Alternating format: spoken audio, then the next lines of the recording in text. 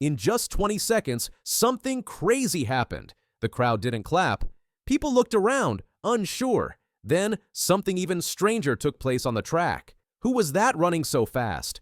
Why did everyone suddenly yell his name? What was going on? No one had a clue. Even the people watching right in front couldn't believe it. Something big had just happened, but no one could explain it yet. They say revenge is sweetest when served under pressure. And for Noah Lyles, that revenge came with a sixth Diamond League final title in the 200 meters, one in the most breathtaking finish you can imagine.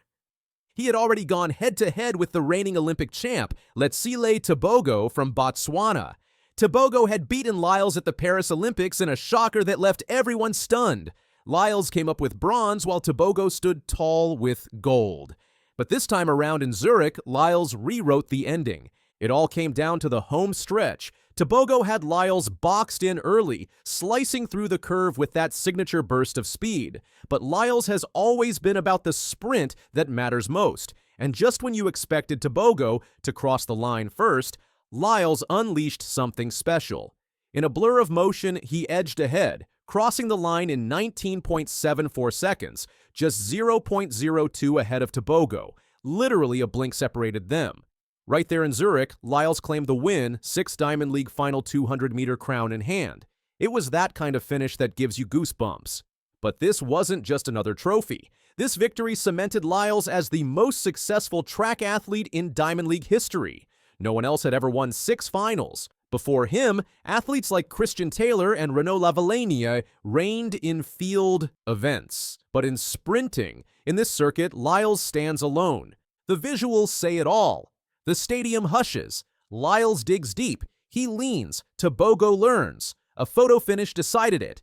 Then the eruption of emotion from Lyles, pure, unfiltered. There was elation, because this was more than a win. It was redemption. More than just a statement, it's a boost of confidence heading into the next stage, the World Championships in Tokyo. Lyles doesn't just step into Tokyo with momentum. He strides in looking untouchable. He already owns 6 world titles, including 200-meter wins in 2019 and 2023, and knows exactly what it takes to deliver when the pressure's highest. This wasn't just a race, it was a smackdown, a comeback, a statement. Imagine the Olympic champ breathing down your neck, and then you reclaim that ground in the blink of an eye. That's exactly how Noah Lyles sealed his 6th Diamond League final win. A few months earlier in Paris, Lyles bit the dust. He went into the 200 meters at the Olympics hoping for double gold. Instead, Letsile Tebogo caught fire and delivered Botswana's first Olympic gold in the event.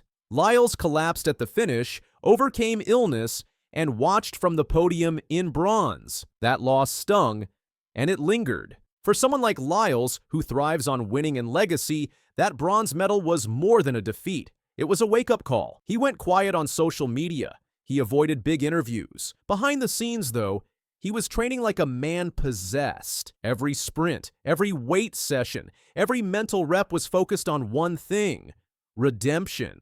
And not just any redemption, he wanted the world to know he was still the king of the 200 meters. Fast forward to Zurich. Same event, same rivals, but the storyline had changed. Lyles had a chip on his shoulder, a spectacular track record, his 200-meter personal best of 19.31, world titles. Speed, power. This wasn't about what happened in Paris. It was about what was happening now. The stands were ready. The world was watching. And Zurich wasn't just a Diamond League final. It was a test, a pressure cooker. Every athlete on that track had something to prove, but no one had more riding on it than Lyles. He knew a win here would flip the script. It wasn't just about the title. It was about rewriting the story of his season. From the gun, Tebogo took charge. He sliced through the curve, forcing Lyles to trail. The clock ticked, and for a moment it felt like déjà vu. But then Lyles dug in. His arms flew. His drive phases lit up. Approaching the finish line, Lyles surged. You could feel the tension, 2 lean ins, 2 breaths of decision, 0.02 of a second. Lyles clinched it, 19.74 to 19.76, a razor-thin margin. After the race, the celebration wasn't loud. It was powerful. Lyles didn't jump or scream. He stood still for a second, then smiled. He pointed to the sky. That smile wasn't about happiness, it was about relief, about knowing that all the pain, all the silence, all the doubt had led to this moment. This win wasn't just about today. It meant Lyles became the winningest track athlete in Diamond League final history, 6 titles to his name, a legacy moment in Zurich. Ahead of Tokyo, that's a statement of dominance. On form, on confidence, on history. Wins don't just look good, they ignite something deeper. Lyles spoke after the race. 6 in a row, the most in track. I saw Letsile lean, I leaned, I knew I won. That calm, that clarity, that's an athlete who's been at the edge and knows how to win there. Now he's heading to Tokyo gliding on a wave. He isn't just going to Tokyo for the fun of it, he's going with a plan, a goal, maybe even a little vengeance. The kind of fire only a true champion carries after being doubted. And if history tells us anything about Lyles, it's that he doesn't run just to win. He runs to leave a mark. The track beckons. The World Championships in Tokyo are next. Lyles carries momentum and history. He knows Tebogo well now. They met once. Tebogo won. They met again. Lyles hit back. Now they'll meet on the biggest world stage. With that drive, experience, and 6 world titles already, Lyles stands ready for whatever's next. This isn't just a victory. It's the spark before the storm, or the calm before the championship charge. Lyles has the speed. He has the history. The only thing left is to deliver when the world watches again. And make no mistake, the world will be watching, because when someone gets knocked down and comes back stronger, it makes you wonder, how far can they really go? How much can one person take before breaking, or before breaking records? Noah Lyles just wrote another chapter in a story that feels like it's only getting started. 6 Diamond League crowns, sky-high confidence, a rematch ready for Tokyo. What happens next could make history. Again. Will he carry that Zurich fire into gold on the world stage? Whatever happens, we're all watching, and he's not backing down. Noah Lyles just did the unthinkable, beating the Olympic champ in the final seconds and making track history in the process. But what happened at the finish line left everyone in shock. Noah, an American sprint star who already held multiple world titles and had a personal best of 19.31 seconds in the 200 meters, had a unique target. He was going for a 6th straight Diamond League final win in the 200, a feat no other track athlete had ever pulled off. His rival across the field was none other than Olympic champion Letsile Tebogo, the young legend from Botswana who had stunned the world by beating Noah in the Olympic 200 final. Tonight's race wasn't just another contest. It was poised to be a showdown where past pain met burning ambition. This was more than a sprint. This was a mental battle. Everyone watching knew the storylines. They knew Lyles had been dominant in the Diamond League, but had fallen short when it mattered most at the Olympics. And Tebogo, he was the new face of speed. Calm under pressure, with a stride so relaxed it looked effortless even at top speed. It was a clash of eras, of mentalities, of 2 runners with everything to prove. When the gun went off, Tebogo leapt ahead. His smooth, powerful stride carried him just ahead as they rounded the bend. It looked eerily similar to the Olympic replay. Tebogo out front, calm, collected. But Noah wasn't about to repeat the mistakes of the past. He wasn't panicking. He remembered every stride, every fall, every moment that led him here.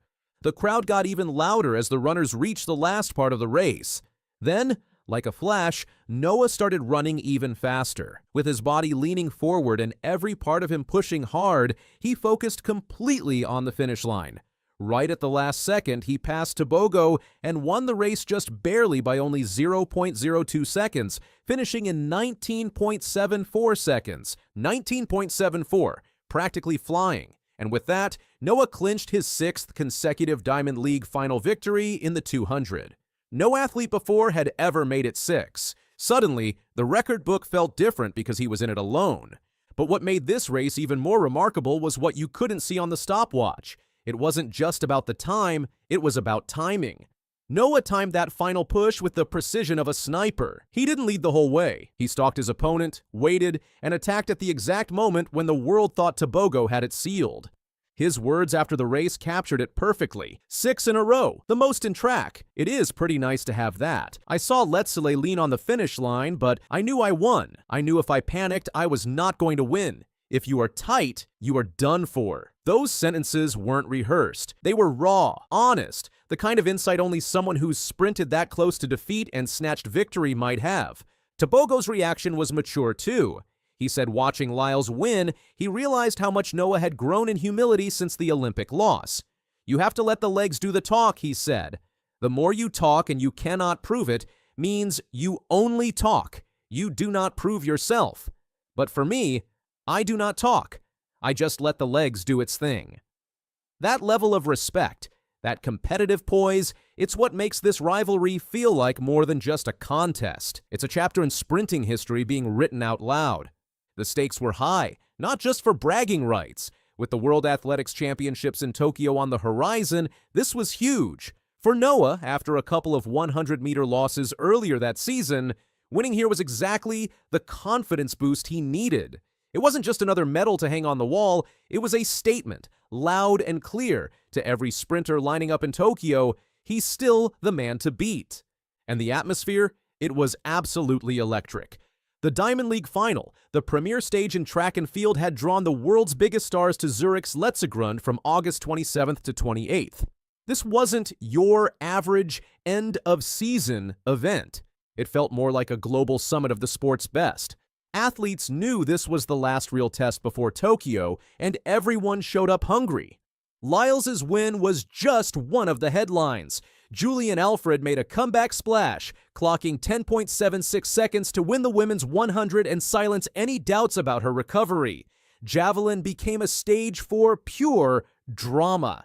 Julian Weber unleashed a world-leading 91.51 meters, pushing Olympic champ Neeraj Chopra into second. Christian Coleman ripped through the men's 100 in 9.97 seconds. Karsten Warholm and Femke Bol broke meet records in their hurdle events. Records were falling like dominoes. Even outside the sprints, the action was wild. A Dutch national record tumbled in the women's 1500. Britain's stars hit personal bests in the 800. This was the kind of night where even finishing second felt like a badge of honor. Champions weren't just winning, they were sharpening their swords before war. But Lyles, his moment stood above it all, because in that single burst of power and precision, he didn't just win a race.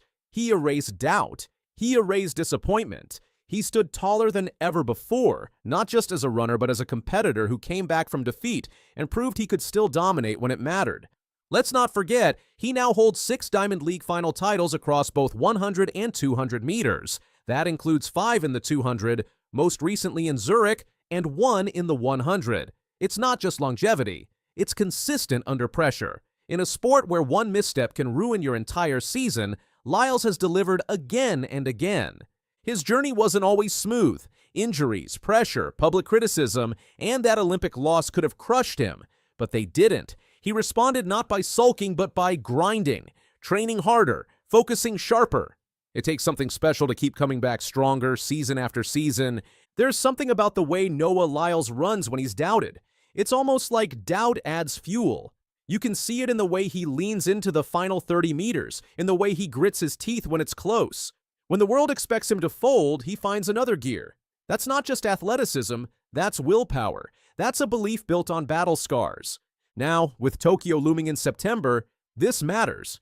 A win like this changes the energy. A race like this makes fans, coaches, and rivals look again. Lyles heads to Japan not as a fading star, but as a man reborn, hungry, and more dangerous than ever. Tebogo, he's not going anywhere either. Their rivalry is just heating up, and their next race might just be the most watched sprint of the decade.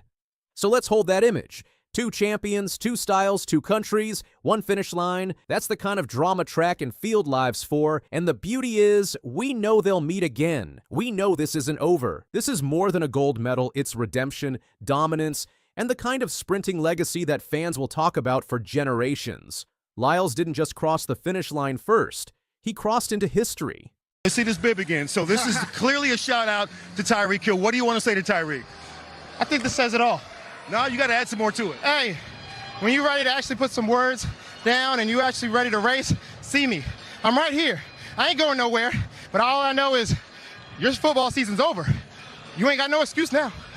Tyreek Hill just reignited the feud with Olympic champion Noah Lyles. After showing a 10.15-second 100-meter dash, Hill flipped Lyles' taunt right back at him with a brutal message: Noah could never. But days later, Lyles suddenly backed out of their high-profile race in Times Square.